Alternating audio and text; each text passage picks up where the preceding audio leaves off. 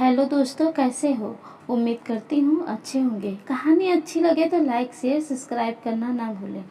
अरे रानी, तुम सांवली, ऊपर से यह काली साड़ी वो अच्छी दिखेगी क्या तुम्हारे ऊपर। पहले ही तुम्हारे रंग को देखकर लोग ताना मारते हैं। पूरब रानी को बोला। देखो ना पूरब, मैं बोलती हूँ तो कहती है, सास बोलती रहती है हमेशा। ऐसा लगता है जैसे कौवे को काला टीका लगाया हो। पति और सास का बोलना सुनकर जरा उदास हो गई। वो काली नहीं थी, कृष्ण वर्णीय और रानी नाक नक्शे में अच्छी थी, पर पति और सास कलर को लेकर रानी को हमेशा ताना मारते थे।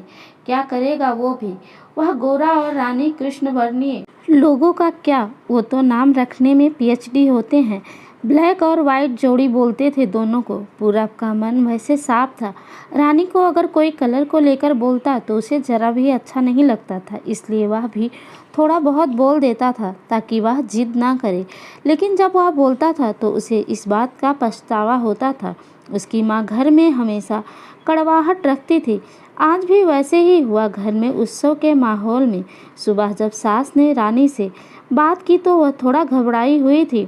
उसका चेहरा भी शांत था। पूरब वास्तव में खुद पर शर्मिंदा था। अपराधी की तरह बैठने के बजाय वह काम के लिए बाहर गया।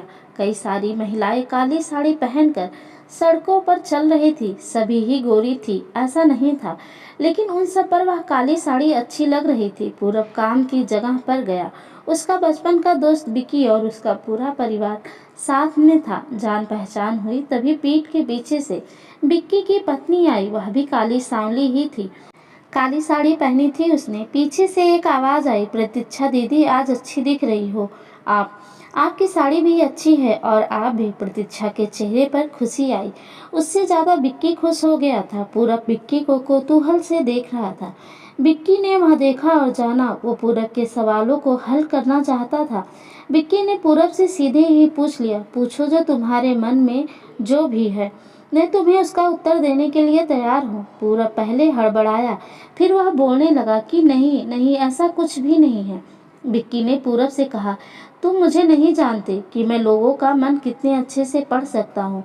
तुम तो मेरे बचपन के मित्र हो। तुम्हारे मन की बात भला मुझसे कैसे छुपी रह सकती है। विक्की आगे बोला, चलो ठीक है, तुम्हारा सवाल भी मैं ही बता देता हूँ। तुम्हें ही सोच रहे हो ना कि मेरी पत्नी जो रंग से काली है और आज उसने काली साड़ी पहन रखी है, फिर भी वह और मैं इतना खुश कैसे।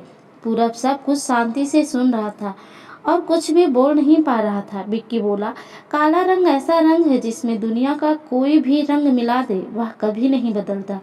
यानी कि किसी और रंग की संगत में वह अपना अस्तित्व कभी नहीं छोड़ता। इसी प्रकार प्रतीक्षा भी दिल से एकदम उस कलर के जैसी है। कभी भी रंगीन ना होने वाली लड़की। वह अपनी मर्जी से जिए, यही मुझे लगता है। मैं उसे खुश देखना चाहता हूँ। लोगों का क्या, वो तो बैठे ही बुरा भला बोलने के लिए। गोरी औरत रही तो छिपकली बोलते हैं, काली होती है चूहा या कौवा बोलते हैं। क्या क्या नहीं बोलते लोग। ताना मारने वाले मारते रहे, हमें हमेशा खुश रहना चाहिए। वही मैं अब कर रहा हूँ। वो सुबह मुझे बोली, मैं कैसी दिख रही हूँ, अच्छी लग रही हो तुम। ऐसा बोलने पर उसके चेहरे पर वह कोलगेट स्माइल देखकर मुझे सकारात्मक ऊर्जा मिली। घर से बाहर निकले तो सभी लोग बोलने लगे कि अच्छी लग रही हो भाभी। हम दोनों ने अच्छे मन से यह बात सोची, कोई ना कोई ताना मारने के लिए बोला ही होगा ना। उस वजह से जीने की दशा क्यों बदले। पूरब को उसके घर का सुबह का माहौल याद आया। वह खुद पर ही चिढ़ गया। उसे लगा वो सचमुच में गलत था। मैं ही रानी को दुख देता हूँ, उस वजह से सब मुझसे बोलते हैं। अब मुझे ही अपनी भूल सुधार कर उससे माफी मांगनी होगी। उसने हंसते हुए विक्की को अलविदा कहा। अपना काम निपटा कर वह एक साड़ी की दुकान पर गया। रानी के लिए उसने काले रंग की साड़ी ली और घर गया। घर जाने के बाद रानी शांत बैठी थी। उसने रानी को आवाज दी और साड़ी उसके हाथों में दे दी। रानी को जरा अलग ही लगा। उसने प्रश्नार्थक नजरों से पूरब की ओर देखा। उसने बॉक्स खोलकर देखा तो काले रंग की साड़ी थी। रानी, मैं लाया हूँ तुम्हारे लिए। यह साड़ी आज पहन के दिखाओ, कैसी दिखती हो तुम। अच्छी नहीं लगी तो बदल देंगे साड़ी को। देखने तो दो कैसी दिखती हो तुम इस रंग में। रानी को जरा अच्छा लगा। चलो तैयार हो जाओ, जल्दी, हम जरा बाहर जाकर आते हैं। एक क्लाइंट के पास जाना है, उन्होंने बुलाया है जोड़ी में। पूरब का बोलना सुनकर रानी तैयार होने गई। काली साड़ी, उस पर हल्का सा मेकअप और लंबे बालों की चोटी। पूरब भी क्या, पूरब की माँ भी रानी को देखती रह गई। पूरब बोला, रानी सॉरी। हाँ, अरे लोगों की बातों में आकर मैं तुम्हें हमेशा बोलता रहा, और खरा सौंदर्य किसमें है यह मैं भूल गया था। रंग दो ही हैं, यह जानकर फिर जीना छोड़ दे क्या, अपनी खुद की पसंद छोड़ दे क्या। तुम्हें काली रंग की साड़ी पहनना बहुत अच्छा लगता है ना, पर मैं हमेशा तुम्हें टोकता रहा। अब मुझे समझ में आया, किसी भी रंग में रंगते वक्त मन साफ हो तो खूबसूरती निखरती है।